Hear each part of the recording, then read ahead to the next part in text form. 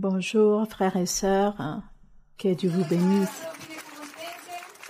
Quelle joie, quel bonheur de nous retrouver ici aujourd'hui dans cette grande célébration spirituelle, promesse accomplie par notre Dieu, qui nous l'a toujours promis.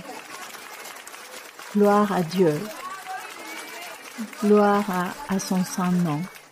Nous sommes tous remplis de joie, de bonheur, d'émotion, car aujourd'hui, une promesse merveilleuse s'accomplit que le Seigneur nous a fait il y a longtemps, il y a beaucoup d'années. Il nous disait que notre chère sœur allait nous rendre visite ici, dans ces pays, en Roumanie. Et aujourd'hui, cette grande et merveilleuse promesse est accomplie. Gloire à Dieu. Et nous savons tous qu'à partir de ce moment-là, non seulement nous qui faisons partie de l'Église, nous allons recevoir ces grandes bénédictions de la part de Dieu, mais aussi tout ce pays, ce peuple va être béni, la gloire et l'honneur, les louanges soient toujours pour notre Dieu. Je souhaiterais vous faire une synthèse comme un témoignage, comment le Seigneur a révélé et montré cette grande bénédiction que nous sommes en train de recevoir aujourd'hui. Et je vous fais part, sœur, que au début de cette année, j'ai eu un rêve, une expérience où je demandais au Seigneur, je priais le Seigneur dans le rêve que je souhaitais que la sœur Maria-Louise nous rende visite ici dans ce pays. Mais aussi, en étant humaine, je disais au Seigneur, mais quand ce jour arrivera-t-il?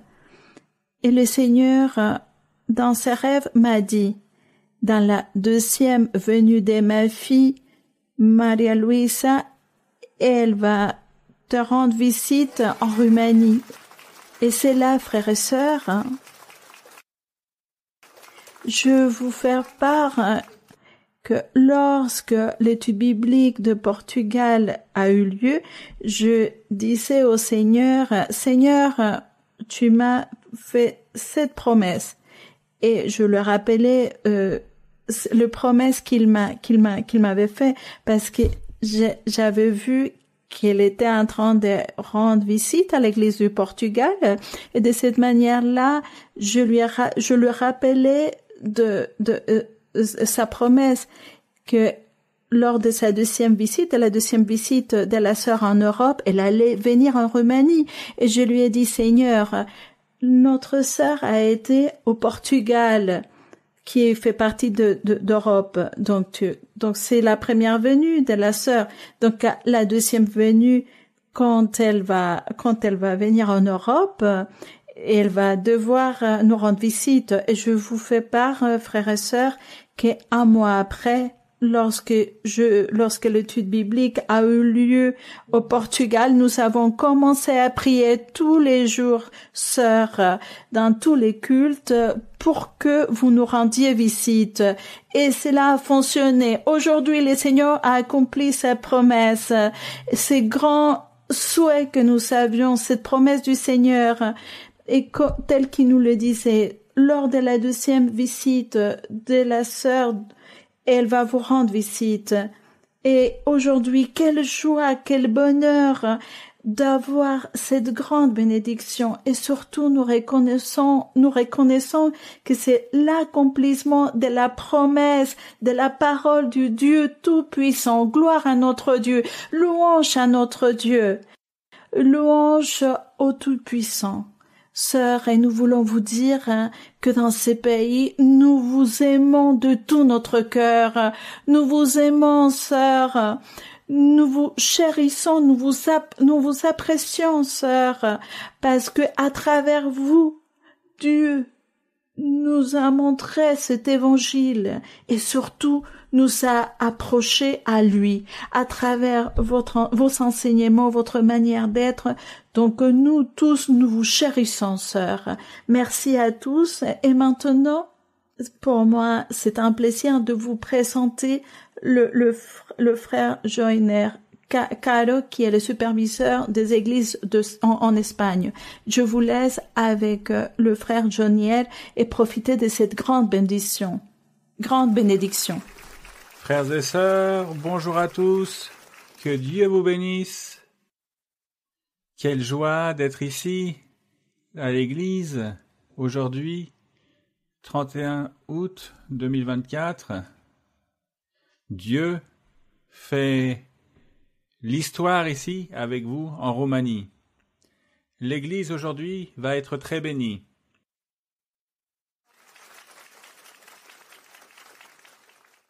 Je vous invite, frères et sœurs, à vous lever, mes sœurs, à vous lever.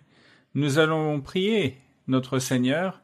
En ce moment, nous allons demander à notre Dieu que lui, il soit avec nous, il nous accompagne, et qu'aujourd'hui, nous puissions sentir sa présence plus que jamais. Et nous allons remettre ce culte à notre Dieu. Père céleste, sois béni, Seigneur. Dieu de la gloire, Roi des cieux, Seigneur, nous voulons te donner tous nos remerciements pour toute ta bonté, pour ta miséricorde envers nous tous, parce que tu nous as regardés, Seigneur, avec tes yeux de bonté, avec ta tendresse et amour. Gloire à ton nom. Aujourd'hui, nous venons te remettre notre cœur et nous venons apprendre de cette étude biblique dans laquelle nous allons jouir de toi, de ta parole et de notre sœur Maria-Louisa. Ce culte est pour toi, Seigneur.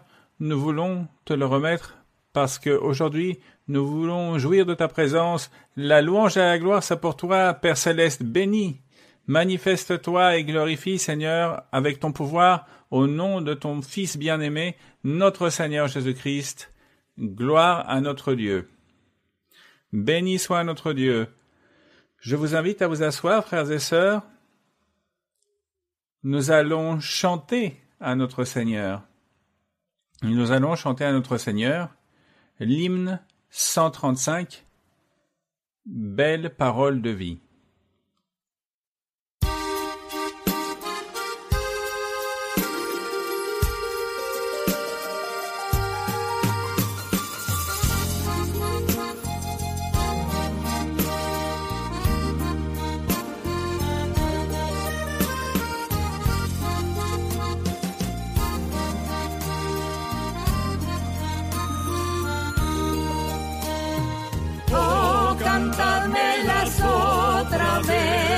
Bellas palabras de vida, hallo en ellas mi gozo y luz, bellas palabras de vida, sí, de luz y vida, son sostén y guía, qué bellas son,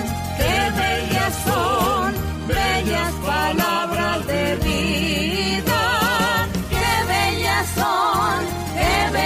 Son bellas palabras de vida. Jesucristo a todos da bellas palabras de vida. Hoy escúchalas, pecador, bellas palabras de vida. Bondadoso te salva y al cielo te llama.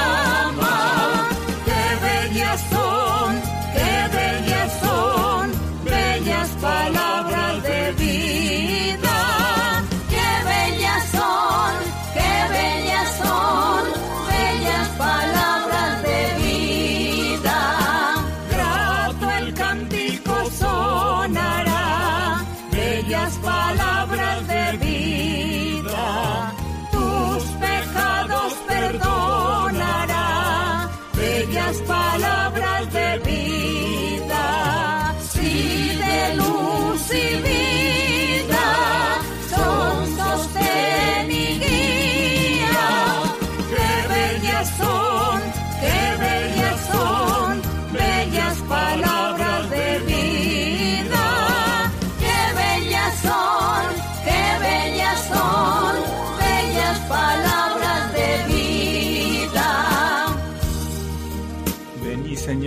t'adorons.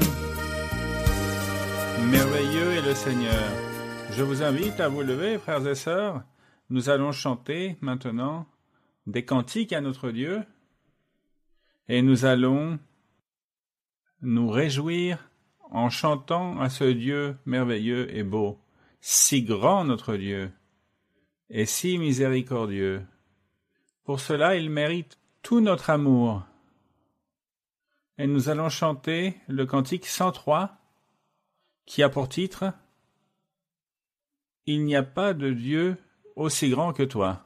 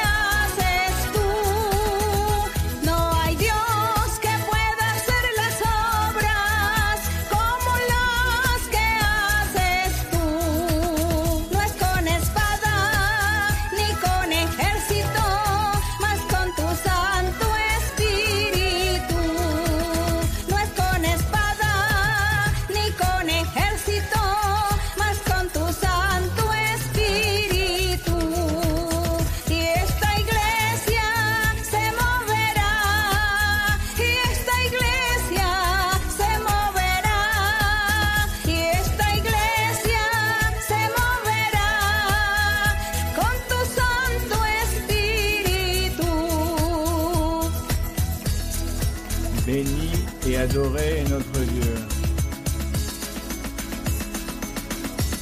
Comme il est merveilleux chaque jour d'apprendre de la Bible.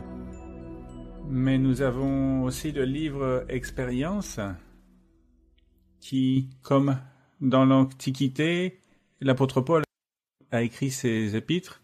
Aujourd'hui, notre sœur nous a laissé le livre Expérience dans lequel notre sœur Maria-Louisa nous a aussi enseigné. Elle nous a permis de voir tout ce que Dieu a fait à travers elle depuis le début. Il y a déjà plus de 50 ans quand Dieu a érigé son Église. Gloire au Seigneur. Nous allons chanter le cantique 134. Tu es le chemin.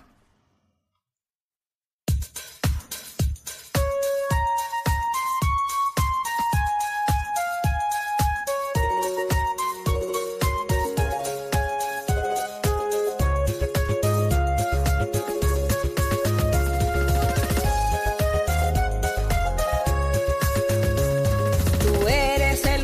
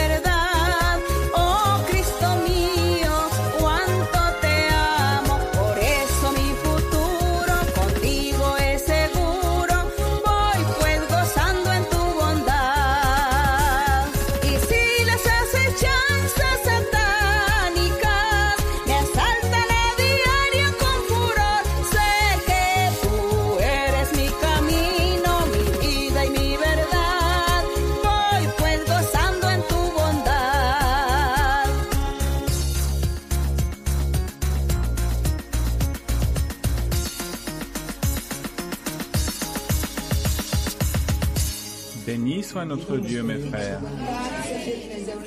Dieu a accompli sa parole. Et comme il a dit à travers notre sœur Maria Luisa, que son Église grandirait au niveau du monde entier, aujourd'hui, vous en êtes la preuve. Gloire au Seigneur. Je veux vous laisser en compagnie de notre bien-aimée sœur Maria Luisa. Que Dieu vous bénisse.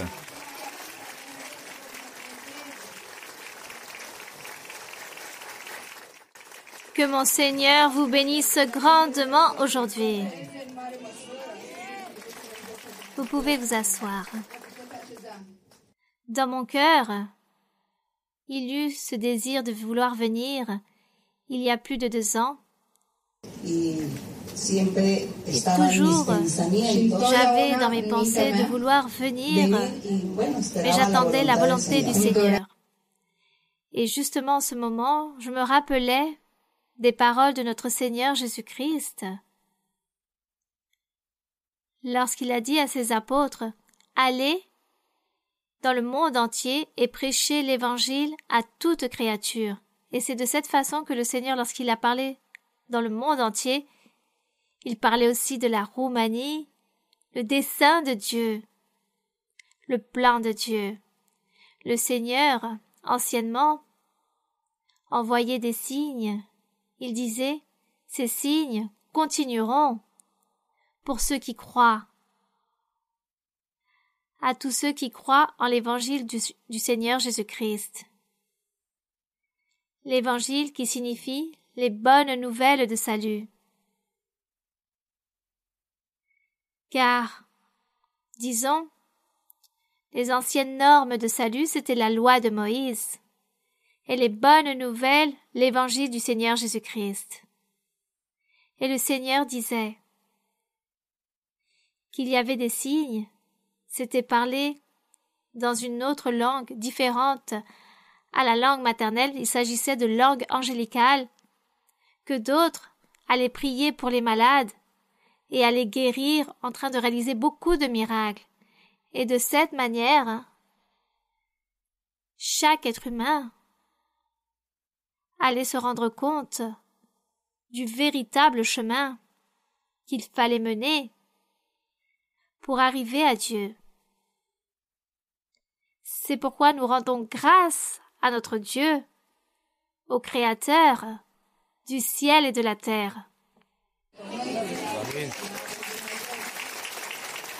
Et ici, nous sommes tous rassemblés, un groupe de cœurs affermis pour aimer notre Dieu, pour suivre son chemin, pour accomplir ses commandements et ensuite obtenir la vie éternelle. C'est cela. Le Seigneur, dans l'ancien temps, lorsqu'il allait détruire Sodome et Gomorrhe, je parle pour les lecteurs de la Bible, il allait détruire ces villes, et Abraham a dit, « Seigneur, ne vas-tu pas te remplir de miséricorde de toutes ces personnes, s'il y a des justes, il y aurait peut-être 50 justes dans cette ville, et tu vas les détruire. » Le Seigneur répondit, « Il n'y en a pas 50. » Et Abraham continuait, « Et s'il y en a 40 ? Il n'y en a pas non plus. Et s'il y en a 30, 20 ou 10 justes ? » Et le Seigneur a dit, « S'il y en a 10, je ne vais pas la détruire. » Mais il n'y en avait qu'un seul. Comment s'appelait-il? Vous avez lu la Bible. Vous avez bien lu la Bible. Donc nous voyons comment Dieu se remplit de miséricorde d'un être. Nous lui rendons grâce pour cela. Et aujourd'hui, nous sommes en train de rendre grâce à notre Dieu, car il est miséricordieux, surtout ici pour la Roumanie. Et le Seigneur va envoyer beaucoup de bénédictions. Il va donner de grandes bénédictions à ce pays, à vous spécialement, que la gloire soit pour notre Dieu. Oui. Et nous allons aussi saluer, avec beaucoup de tendresse, à tous nos frères et sœurs qui vont nous voir dans cette vidéo, dans différents lieux du monde. De grandes salutations pour chacun d'entre vous, que Dieu vous bénisse. Et nous nous trouvons ici en Roumanie, où les frères et sœurs vous aiment énormément. Alors merci beaucoup. Nous allons donc maintenant commencer avec notre étude biblique d'aujourd'hui. Vous connaissez maintenant comment se réalise une étude biblique. Il y a des questions et des réponses. Nous allons donc commencer avec les questions. Oui. Bonsoir, chers frères. Sœur Maria-Louisa, je suis très heureux d'être ici devant votre présence et aussi que le Seigneur m'ait accompli la promesse. Aussi, je vous souhaite la bienvenue à tous ceux qui vous accompagnent aujourd'hui. Et je souhaite vous adresser une question basée sur la Bible dans la première épître de Jean. Première épître de Jean, dans le chapitre 1er, première épître de Jean, chapitre 1, versets de 5 à 9. La nouvelle que nous avons apprise de lui et que nous vous annonçons, c'est que Dieu est lumière et qu'il n'y a point en lui de ténèbres. Si nous disons que nous sommes en communion avec lui et que nous marchions dans les ténèbres, nous mentons et nous ne pratiquons pas la vérité. Mais si nous marchons dans la lumière, comme il est lui-même dans la lumière, nous sommes mutuellement en communion, et le sang de Jésus, son Fils, nous purifie de tout péché. Si nous disons que nous n'avons pas de péché, nous nous séduisons nous-mêmes, et la vérité n'est point en nous. Si nous confessons nos péchés, il est fidèle et juste pour nous les pardonner et pour nous purifier de toute iniquité. Ma question est la suivante, ou les questions. Être en communion avec lui, et aussi que signifie être en communion les uns avec les autres? Expliquez-nous, ma sœur, s'il vous plaît. Avoir une communion avec Dieu, c'est être avec Dieu, vivre avec lui, marcher avec lui. Et comment pouvons-nous le savoir que nous sommes en train de marcher avec Dieu? Comment pouvons-nous savoir que nous avons Dieu avec nous? Car nos œuvres, nos faits, nos actions nous le disent, que nous sommes avec lui car nous avons appris sa parole. Nous avons cru en lui. Nous sommes en train de voir ses commandements. Et nous nous sommes éloignés du péché. Et le fait de nous éloigner du péché, il nous a donné de son Saint-Esprit, il nous fait des promesses. Bon, Dieu se manifeste d'une manière extraordinaire dans nos vies. Il nous parle à travers des rêves, des visions, à travers des révélations, à travers le don de la prophétie. Il réalise les miracles, il réalise des guérisons. Il envoie la paix et la joie aux personnes. Voici, c'est de cette façon que nous pouvons savoir que nous marchons avec Dieu, que nous avons Dieu avec nous. Et lorsque je suis avec Dieu, j'essaie de lui plaire en absolument tout. Je me remplis de miséricorde, de patience, de compassion, j'aime les personnes, j'aide les personnes, je prie pour les personnes. Donc je suis en train de faire toutes ces choses, c'est être en communion avec Dieu. Nous sommes tous en communion, car nous croyons en la même chose. Nous croyons en un seul Dieu qui se manifeste en esprit. Nous sommes en train de croire en un Dieu dont parle la Bible. Nous sommes ici en train de chercher de Dieu, en train d'apprendre de lui. Il s'agit d'une communion. C'est avoir cette communion. Je crois en ce que vous croyez, et vous savez pourquoi je crois en ce que vous croyez? Parce que nous sommes ici. Nous sommes mutuellement en communion, car mes concepts sont vos concepts. Ma manière d'aimer Dieu est la même façon que vous aussi vous aimez Dieu.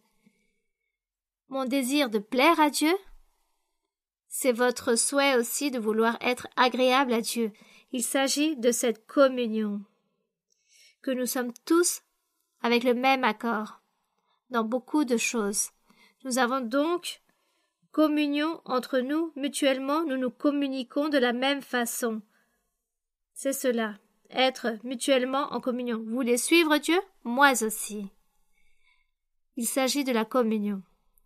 Donc, avec Dieu, c'est la même chose. Le Seigneur veut que nous soyons des justes. Pourquoi? Parce qu'il est bon et juste. Là se trouve la communion.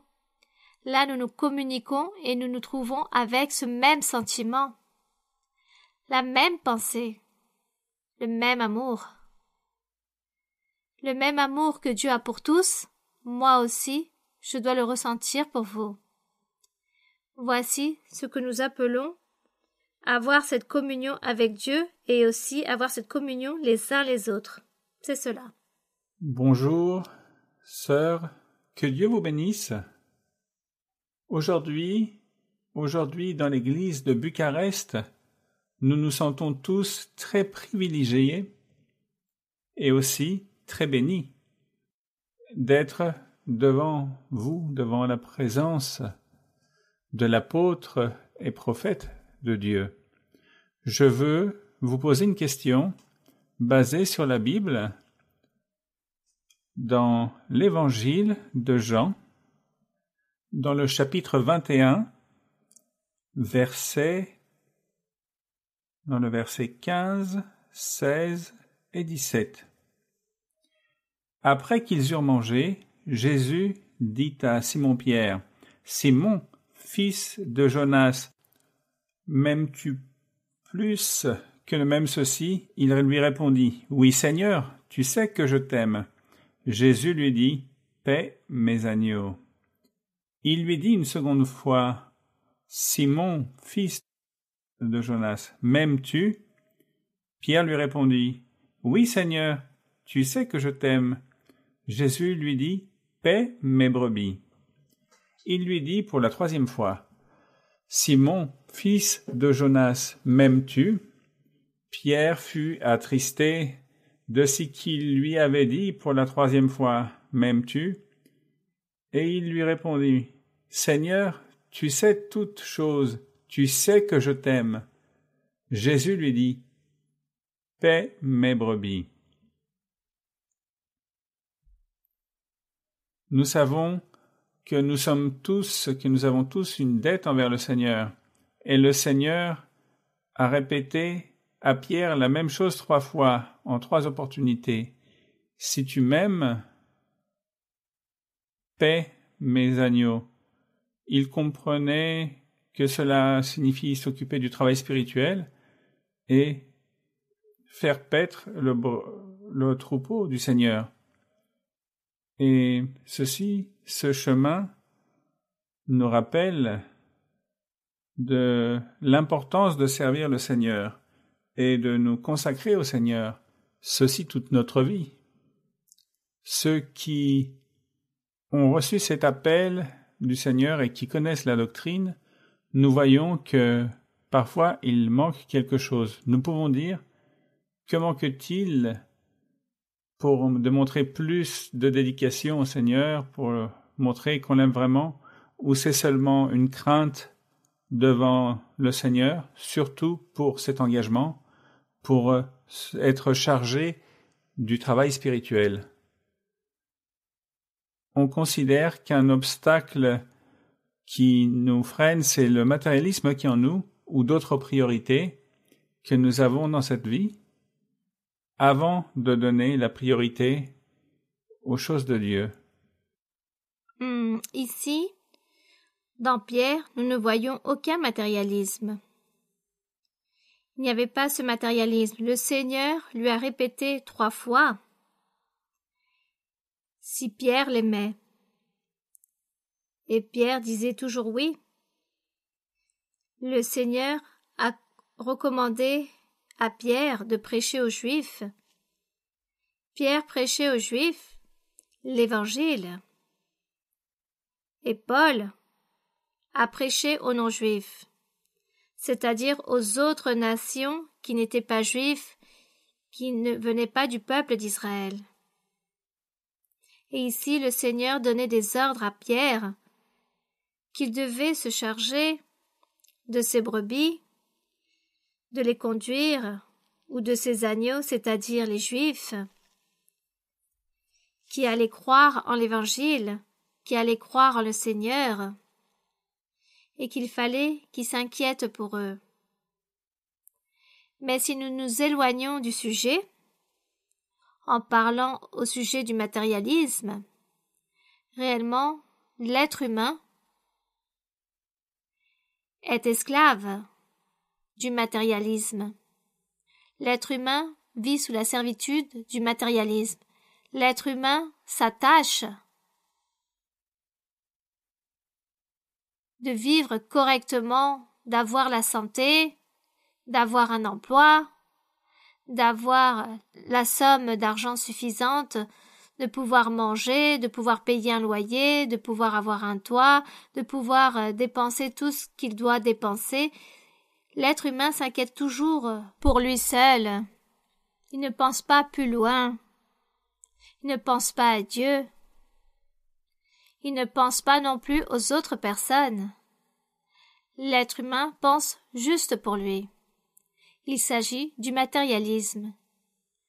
Donc, il y a un défaut exagéré dans certaines personnes qui sont vraiment très matérialistes. Les personnes deviennent avares, ambitieuses, égoïstes, et veulent même dérober aux autres. Elles trompent. Elles veulent amasser de l'argent et veulent continuer à amasser encore plus. Et veulent recevoir beaucoup de milliers d'argent, s'enrichir. Il s'agit d'un matérialisme très exagéré, extrême, et les personnes oublient Dieu. Et le Seigneur dit, l'être humain m'a oublié. Car l'être humain est devenu matérialiste.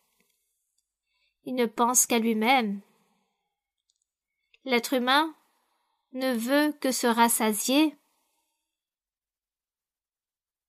mais ne pense pas aux choses spirituelles, ne pense pas à la vie éternelle, ne pense pas aux choses plus loin, et ne médite pas dans des commandements, aux statuts ou ordonnances que Dieu a imposés dans la Bible, pour que tous, ou du moins toute l'humanité, puissent s'informer et puissent émettre leur cœur, ou du moins une partie, pour chercher les choses de Dieu et rendre grâce au Créateur. Alors l'humanité a oublié son Créateur. Elle l'a complètement oublié. Il s'agit du matérialisme. La médecine, la technologie, Dieu a beaucoup donné de l'intelligence à l'homme pour s'inventer beaucoup de choses. Mais l'homme pense qu'il est Dieu, se sent puissant, et l'homme pense qu'il est supérieur à tous parce qu'ils ont inventé des choses, mais ils ont oublié Dieu. Et les hommes ne reconnaissent pas que toute cette médecine, toute cette connaissance et toutes ces facultés ou capacités que Dieu donne à ces êtres humains pour réaliser tant de choses, des bateaux, des avions, même tant de choses qui vont et volent dans les planètes, ils oublient que tout cela est donné par Dieu. C'est Dieu qui donne toutes ces capacités d'inventer, de créer, de transformer la nature pour faire tant de choses. Tout cela, il s'agit du matérialisme. C'est pourquoi le Seigneur dit qu'il a créé beaucoup de choses dans le monde, sur la terre, afin que l'être humain puisse en profiter, de s'en réjouir, mais ne jamais oublier de rendre grâce au Seigneur, de toujours chercher notre Dieu et le louer, car notre Dieu est digne de toute louange. Mais l'humanité s'est éloignée de Dieu. Nous sommes très peu. Les êtres humains qui nous rappelons de Dieu et qui nous efforçons pour l'aimer. Mais bon, nous n'allons pas être si pessimistes, mais plutôt, avec l'aide de notre Dieu, nous allons aider un grand nombre de personnes. Nous allons ouvrir les yeux aux personnes en leur disant oubliez un peu le matérialisme et pensez aux choses spirituelles, pensez à votre vie spirituelle, pensez à la vie éternelle. Pensez qu'après la mort, il existe un monde. Il existe un autre monde. Un monde de bonheur ou un monde de tourment. Voici ce que nous allons enseigner aux personnes. Que Dieu nous permette d'évangéliser le monde comme il l'a toujours annoncé, pour que les personnes ne soient pas si matérialistes. Bien, continuons, oui? Oui, ma sœur. Bonjour, sœur Maria-Louise. C'est un honneur pour nous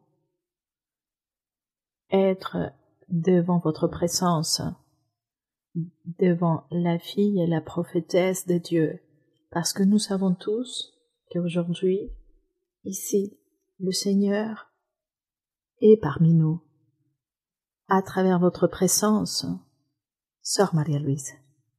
Ma question est, dans les livres de Matthieu, chapitre 3, versets 16 et 17. Dès que Jésus eut été baptisé, il sortit de l'eau, et voici, les cieux s'ouvrirent, et il vit l'Esprit de Dieu descendre comme une colombe et venir sur lui. Et voici, une voix fit entendre des cieux ces paroles. Celui-ci est mon Fils bien-aimé, en qui j'ai mis toute mon affection. Sœur, ma question est, cette vision de voir le Saint-Esprit sous forme de colombe était vue uniquement par Jean-Baptiste ou aussi le reste des gens qui attendaient les baptêmes d'eau voyaient cette vision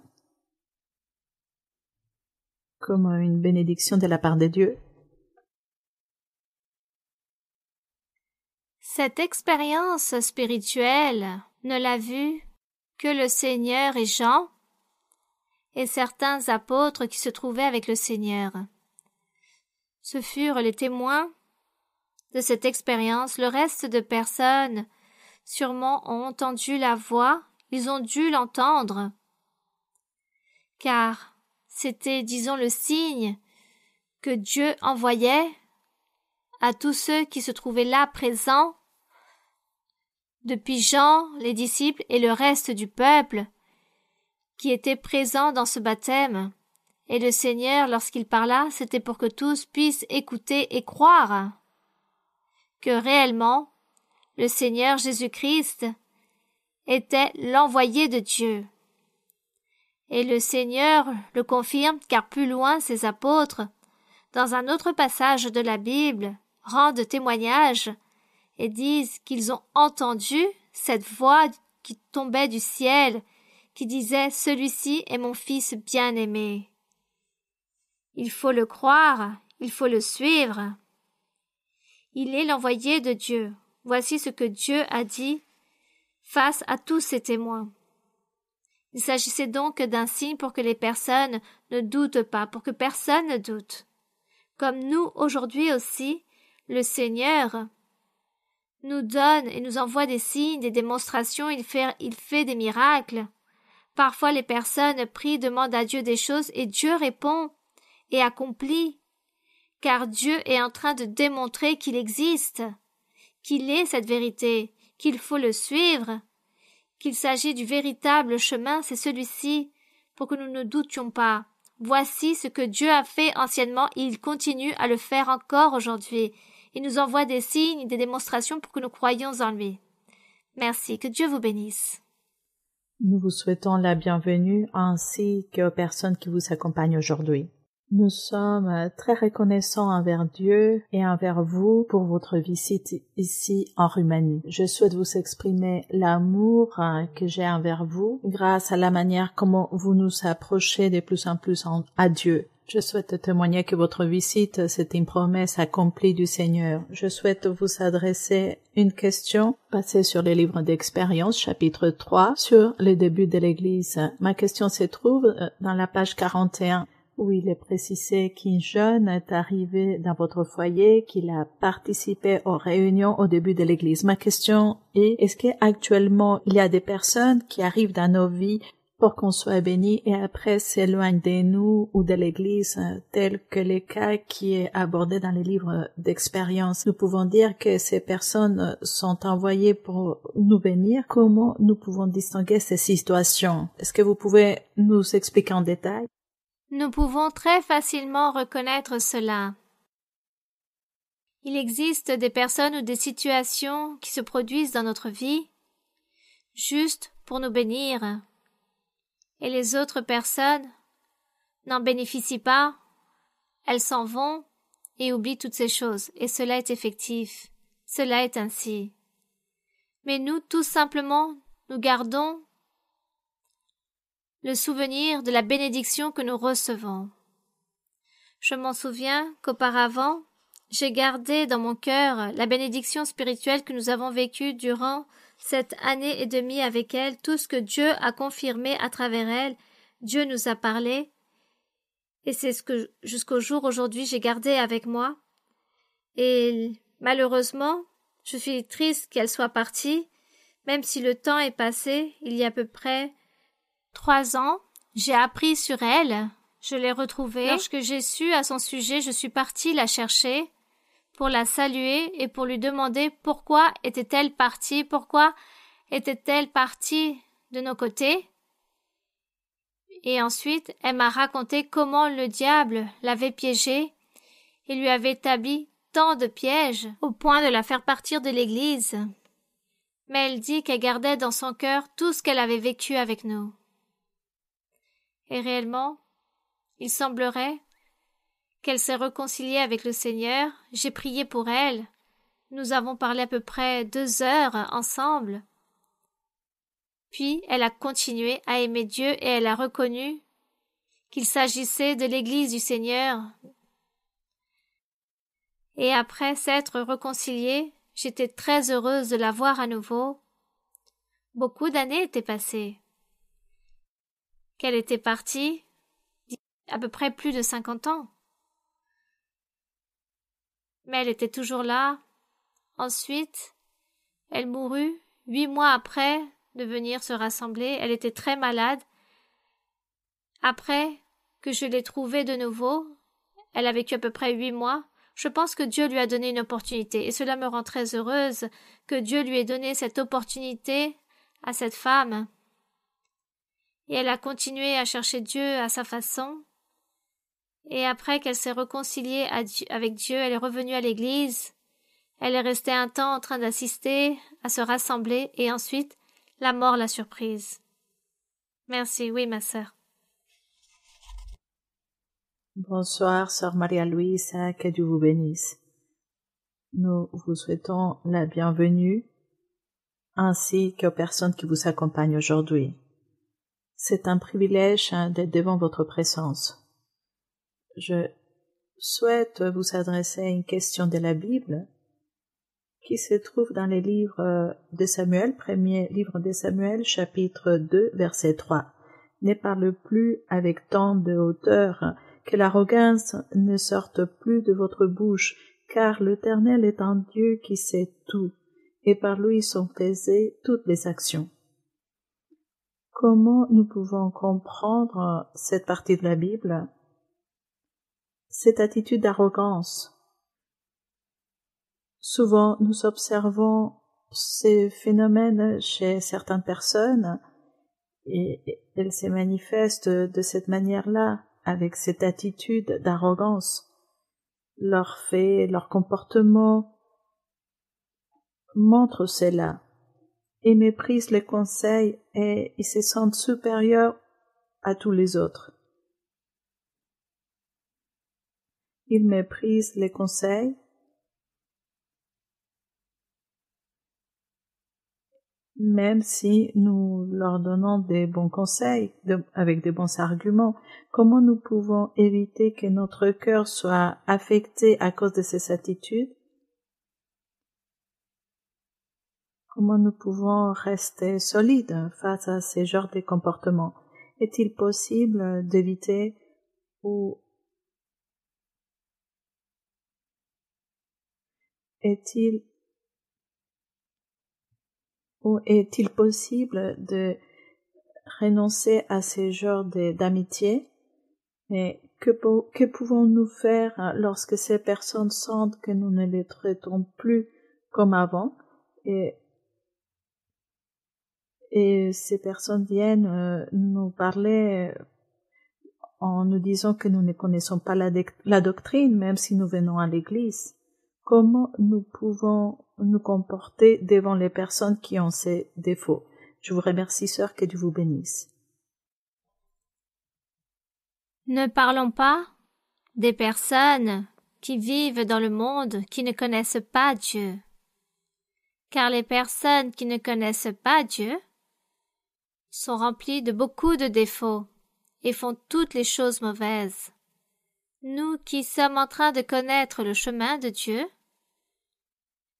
et que nous nous éloignons des choses mauvaises ou du moins nous nous éloignons du péché, nous devons nous remplir de patience avec toutes ces personnes. Nous ne pouvons pas juger, critiquer, mais plutôt nous remplir de patience, nous taire. Ne pas donner de la même façon, surtout s'ils nous font du mal. Je fuis de ces gens, mais je ne vais pas m'affronter à eux. Sûrement, si ces personnes se rendent compte que je vais à une église, ces personnes vont dire quelle est ma sainteté et qu'est-ce que j'ai de Dieu. Et si les personnes ne me connaissent pas, alors nous ne devons pas nous comporter de mauvaise façon comme ils se comportent avec nous. Nous devons donner un bon exemple à tous ces gens, un bon témoignage. Être doux, simple, humble et avoir beaucoup de patience envers ces personnes. Et toujours leur répondre en donnant une réponse douce et non agressive. Toujours dire « Excusez-moi, pardonne-moi, j'ai peut-être commis une erreur ».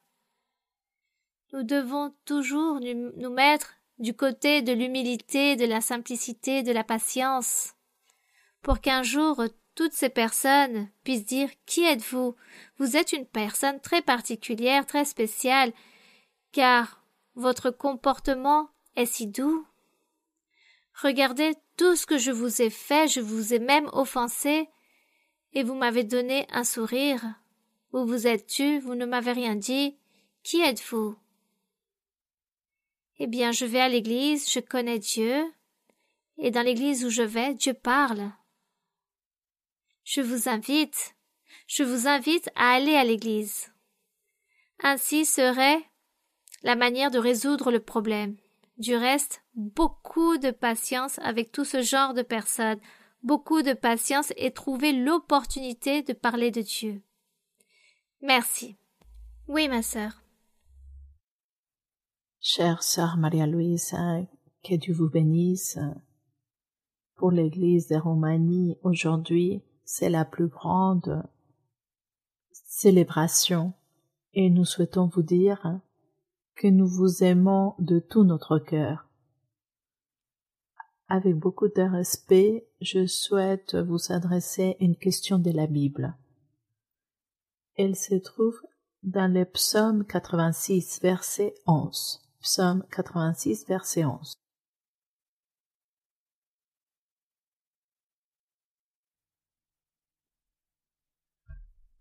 Enseigne-moi tes voies, ô Éternel, je marcherai dans ta fidélité.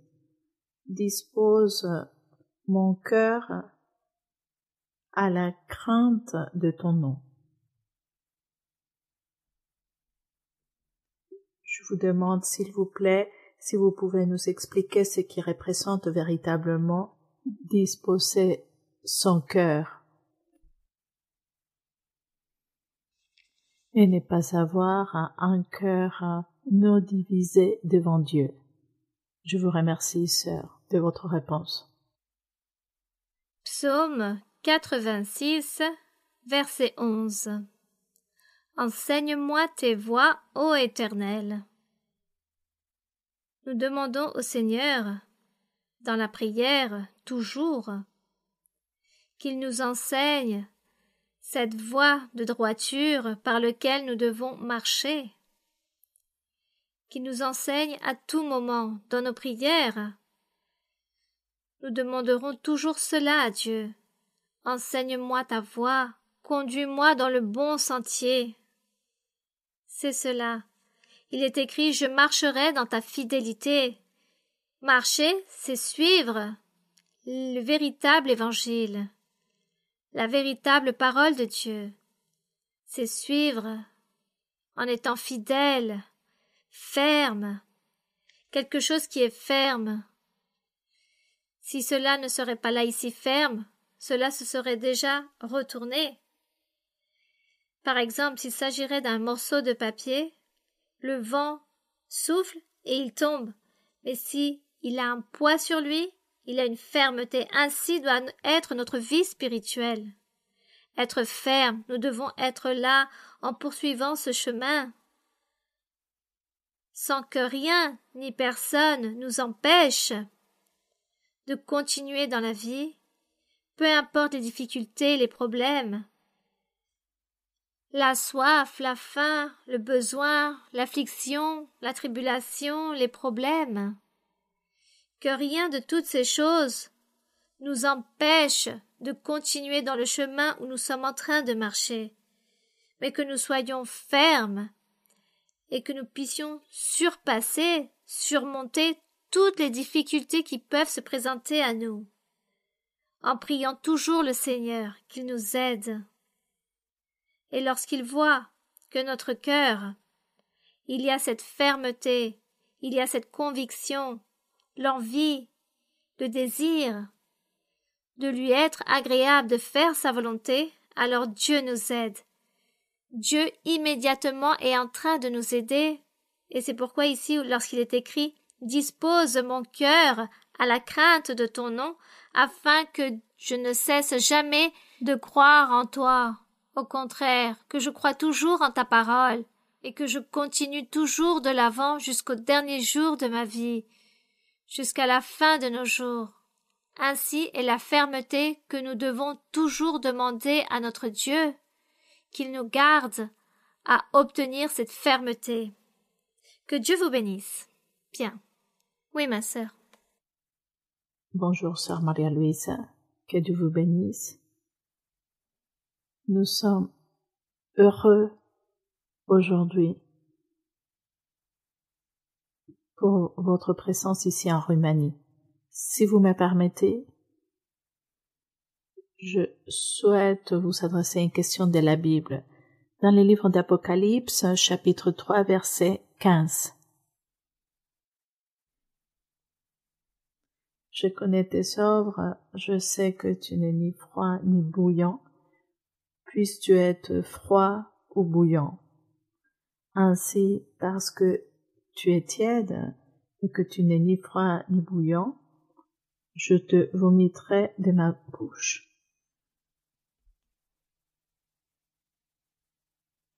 Moi, personnellement, je comprends à partir des enseignements passés que le Seigneur souhaite que nous soyons, une fois nous les connaissons et que nous marchons sur ces schémas,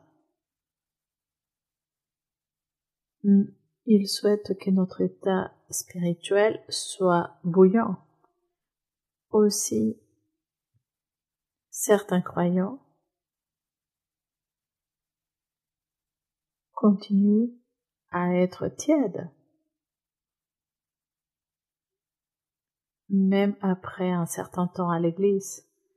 Nous vous demandons, sœurs, si vous pouvez nous enseigner la manière comme nous pouvons sortir de cet état, et aussi, si les personnes continuent ainsi tièdes jusqu'à la fin de leur vie à l'église, que pourrait-il arriver dans leur cœur?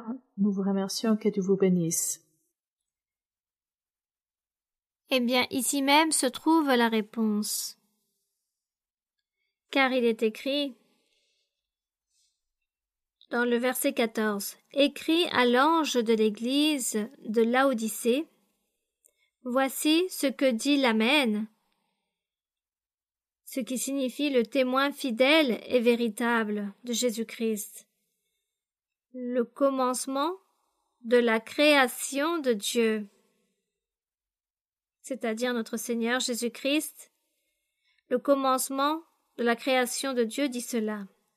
Je connais tes œuvres, c'est-à-dire qu'il parle à une église, à un pasteur, à un dirigeant de l'église, de ce qu'il était en train d'enseigner dans son assemblée. Mais le Seigneur n'était pas en accord avec le comportement de ce pasteur, et qu'en même temps, l'Église n'accomplissait pas avec Dieu. C'est pourquoi il leur dit, « Je connais tes œuvres. Je sais que tu n'es ni froid ni bouillant. Puisses-tu être froid ou bouillant? Tu croyais en Dieu, mais tu ne faisais pas la volonté de Dieu. Tu étais donc en train de croire en le Seigneur Jésus-Christ, et sûrement tu prêchais le nom du Seigneur, mais tu n'accomplissais pas avec les commandements du Seigneur. Les commandements du Seigneur, c'est ne pas pécher, ne pas commettre de fautes, de péchés très graves, ne pas mentir, ne pas dérober, ne pas tuer. Bon, il s'agit de tous ces péchés. Puis il est écrit, « Je connais tes œuvres, tu es ni froid ni bouillant, tu es tiède.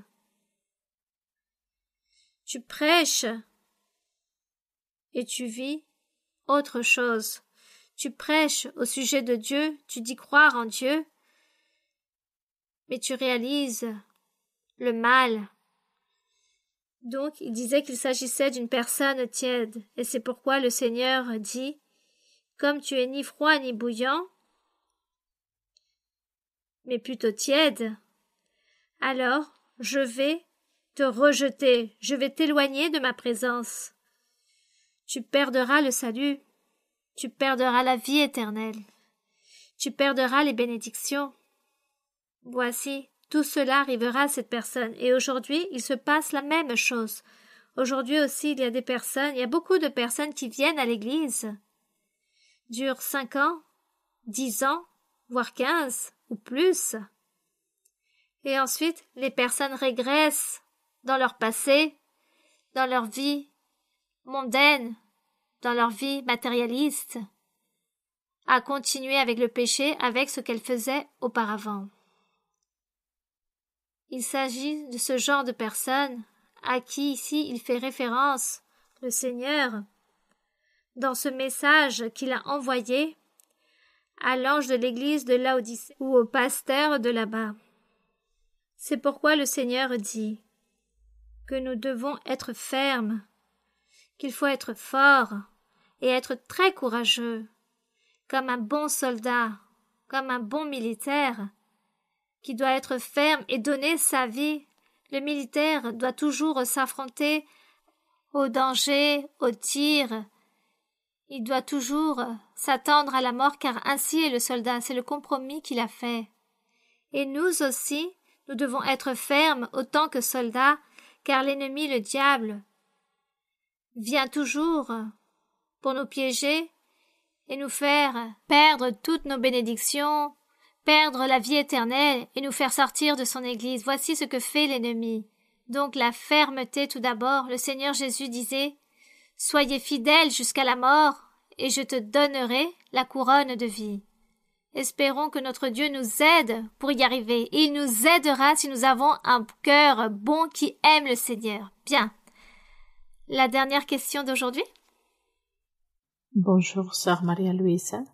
C'est un honneur d'être ici devant votre présence, être devant la présence de l'apôtre et de la prophétesse de Dieu. Nous vous aimons de tout notre cœur. Aujourd'hui, je souhaite vous adresser une question personnelle, si vous me permettez. Nous observons que à l'Église, il y a des personnes qui, avant de connaître l'Église, ont divorcé, et nous voyons aussi que ces problèmes continuent de génération en génération. Par exemple, la grand-mère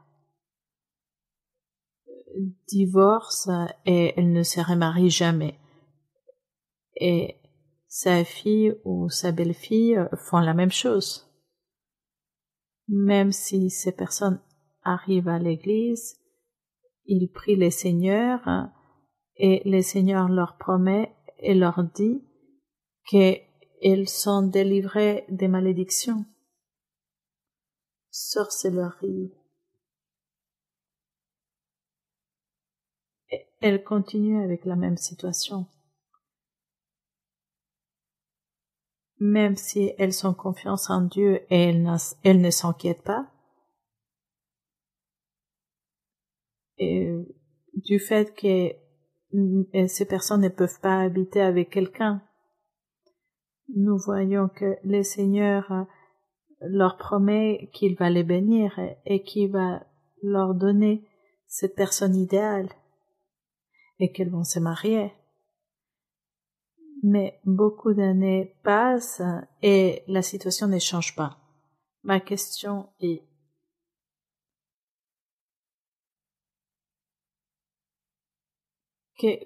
quelle situation vous considérez représente ces exemples?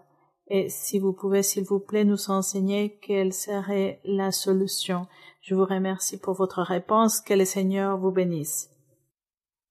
Dans la vie, il existe tant de choses qui n'ont pas de solution, surtout du côté humain. Nous, les humains, nous ne pouvons pas donner de solution, c'est très difficile. Le seul qui donne la solution, c'est Dieu. Bien. Mais aussi, pour gagner et obtenir la bénédiction de Dieu et que Dieu puisse nous résoudre beaucoup de choses, que devons-nous faire? Nous devons être fidèles à Dieu et loyaux. En ce que la sœur demande, je comprends qu'elle dit qu'à cette famille, disons, à plusieurs reprises, il y a eu des séparations, des divorces dans votre famille, la mère, la fille, et ainsi de suite. Et s'il s'agit d'une malédiction, peut-être il s'agit d'une malédiction, ou il s'agit des choses de la vie qui se produisent ainsi. L'humanité, depuis Adam et Ève, se sont éloignés de Dieu, car le diable est entré dans les cœurs des personnes et a éloigné tous les êtres humains de Dieu, et tous ont oublié Dieu. C'est pourquoi l'histoire raconte que Dieu envoie un déluge et a tout détruit. Il a juste gardé une seule famille, avec cette famille de Noé. Il a établi de nouveau l'humanité. De nouveau, ils se sont multipliés, puis ils se sont éloignés à nouveau de Dieu. Ils ont oublié Dieu. Et comme ils se sont éloignés de Dieu, lorsque nous lisons l'histoire de Moïse, où Dieu parle à Moïse des malédictions et des béatitudes, malédictions pour les désobéissants et des béatitudes pour les obéissants. Alors, parmi les malédictions des désobéissants, nous lisons que Dieu a maudit les personnes depuis bien longtemps, car tout allait mal aller à celui qui est désobéissant. Et toutes ces malédictions allaient se produire de génération en génération. Donc, nous ne pouvons pas dire, ou du moins avec certitude qu'il s'agit d'une malédiction. Peut-être oui, ou peut-être non, ou peut-être il s'agit d'un châtiment ou d'une épreuve que Dieu a permis que ces personnes reçoivent. Mais peu importe la raison, ne nous inquiétons pas.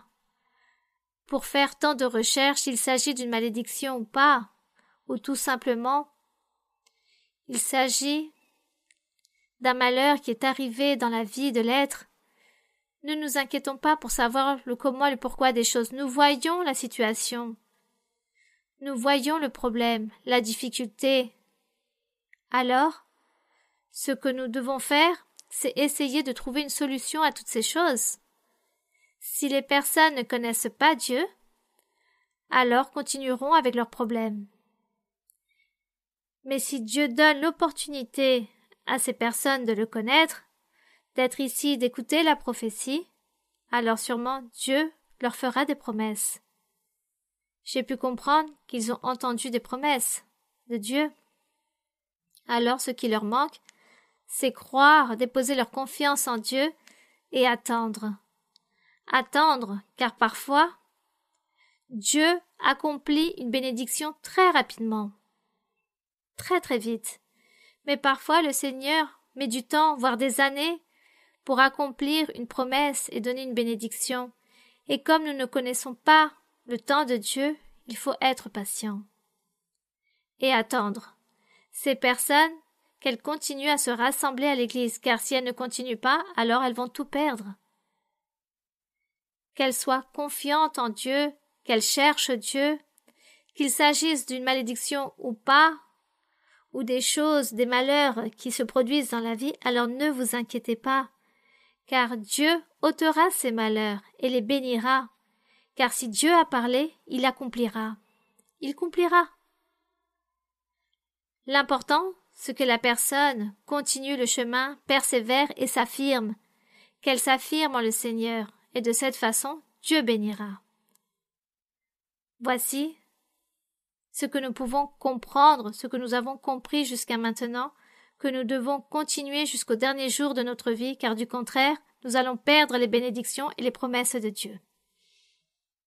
Merci beaucoup, mes frères et sœurs.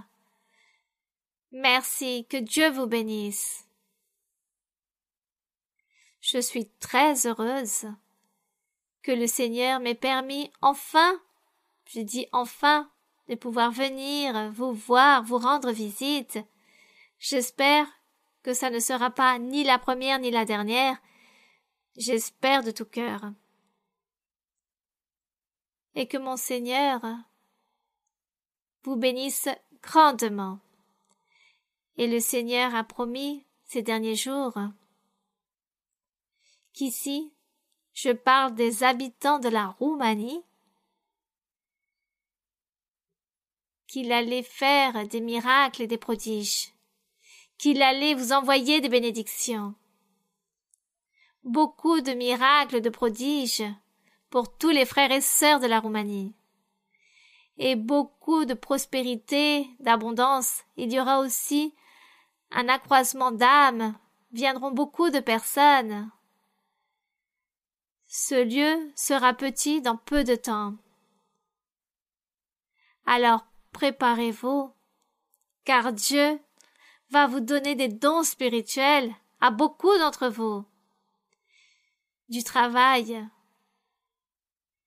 et il va vous donner des responsabilités pour que vous puissiez être au service du Seigneur et gagner beaucoup d'âmes pour le royaume des cieux.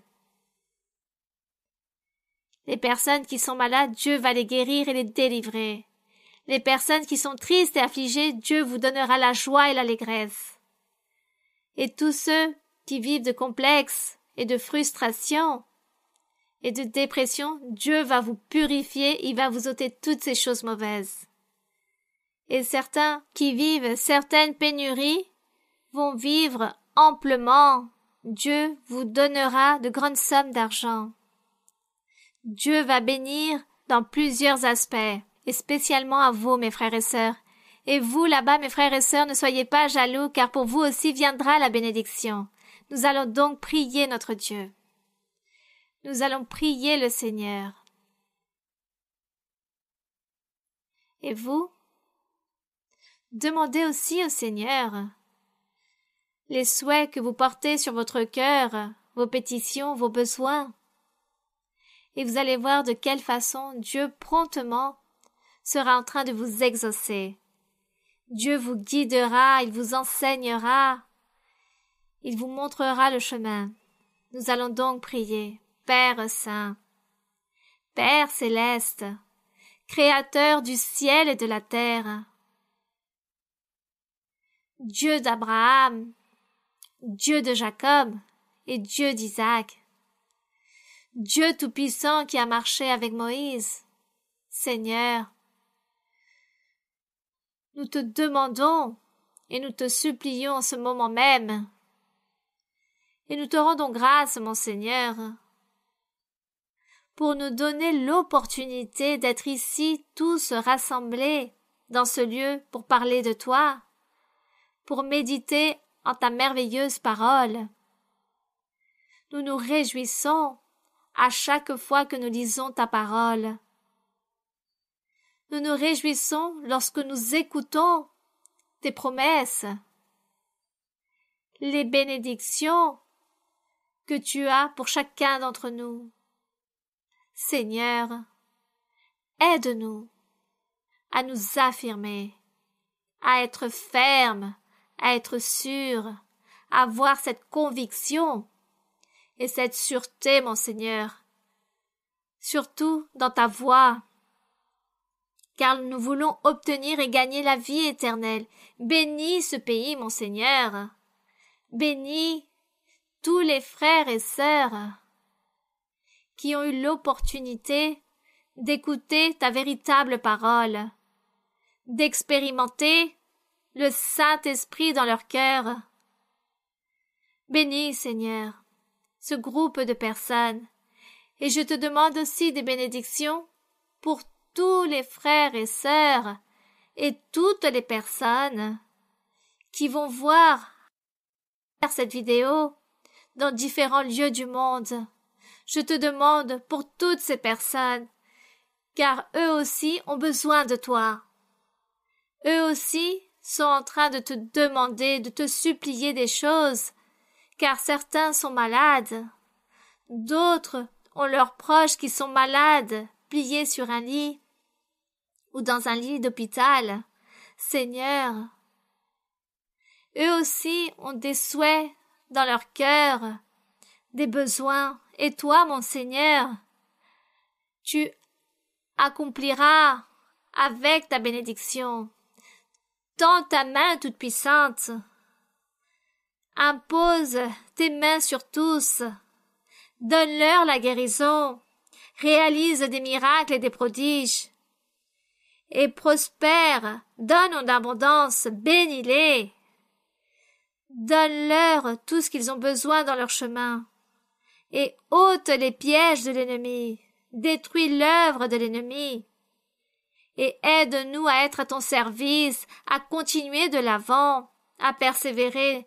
Seigneur, nous sommes devant ta présence, ton Saint-Esprit, qu'il descende avec toute sa puissance dans chaque cœur, dans chaque vie. Et bénis, mon Seigneur, guéris et délivre, romps les chaînes, détruis les liens, délie et détruis le mal. Soyez confiants, car je vais vous bénir grandement, et je vous donnerai le triomphe et je vous donnerai la victoire. Je vous donnerai en abondance des biens matériels. Je serai en train de vous bénir avec toutes ces choses. Et aussi, au niveau des choses spirituelles, des dons spirituels viennent sur beaucoup de changements de vie. Je suis en train de régénérer, je suis en train de purifier des cœurs, en train de changer les cœurs de beaucoup, en train de ôter des amertumes, des tristesses, des afflictions, la désolation de l'âme. Je suis en train de fortifier beaucoup de vies, beaucoup de cœurs. Je suis en train de rompre des chaînes, je suis en train de détruire des liens. Je suis en train d'ôter les pièges de l'ennemi. Car l'ennemi est envieux de ce pays, il est envieux de ce peuple, il est envieux. Et il veut vous avoir sous sa servitude, mais je vais vous bénir. Et je vous enverrai à prêcher et parler de ma parole et de ma puissance. Je vous donnerai la puissance, les dons spirituels et le triomphe sera avec vous à tout instant. Je serai en train de changer la mentalité, la pensée de beaucoup et vous serez à mon service. Car c'est pourquoi je vous ai appelé, je vous ai cherché pour que vous puissiez être à mon service. Et je serai en train de tous vous bénir. Et ces personnes qui se trouvent très loin, qui me voient de très loin, qui m'écoutent de très loin, vous aussi je vous bénirai, et je vous donnerai des dons spirituels, j'enverrai beaucoup de triomphes à chacun, et vous me suivrez. Et vous aurez cette puissance, cette intelligence, pour parler et publier, pour enseigner mon chemin. Et vous serez très heureux, car la joie, je la donnerai à toutes ces personnes qui me suivent. Persévérez, continuez de l'avant, soyez courageux, car la bénédiction vous a tous atteints. Soyez confiants. Merci mon Père Saint. Merci mon Père Céleste. Nous te rendons grâce au nom glorieux de Jésus-Christ, ton Fils bien-aimé, mon Seigneur. Merci, Roi des rois, Seigneur des seigneurs, Pasteur des pasteurs, notre meilleur ami qui nous accompagne. Merci Seigneur. Les louanges sont pour toi. L'honneur et la gloire sont pour toi. Aujourd'hui et pour toujours. Amen. Gloire à Dieu.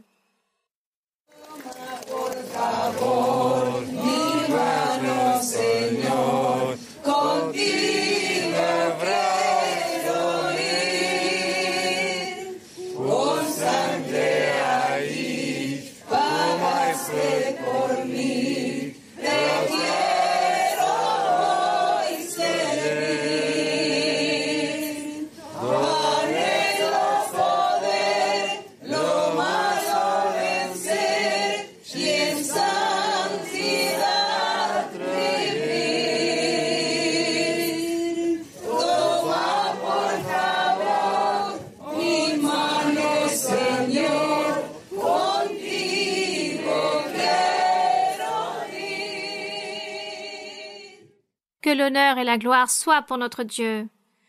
Nous rendons grâce au Seigneur. Je remercie mon Dieu. Merci beaucoup, mes très chers frères et très chères sœurs. Je vous remercie. Mon cœur est avec vous. Que mon Seigneur vous bénisse. Et nous rendons grâce au Seigneur là-bas aussi, pour toutes ces promesses qu'il a faites pour chacun d'entre vous, pour tous les frères et sœurs qui sont là-bas derrière l'écran. De grandes bénédictions pour tous. Nous remercions notre roi. Que Dieu vous bénisse. Je vous aime. Avec tout mon cœur. Je vous aime avec tout mon cœur. Je vous aime. Que Dieu vous bénisse.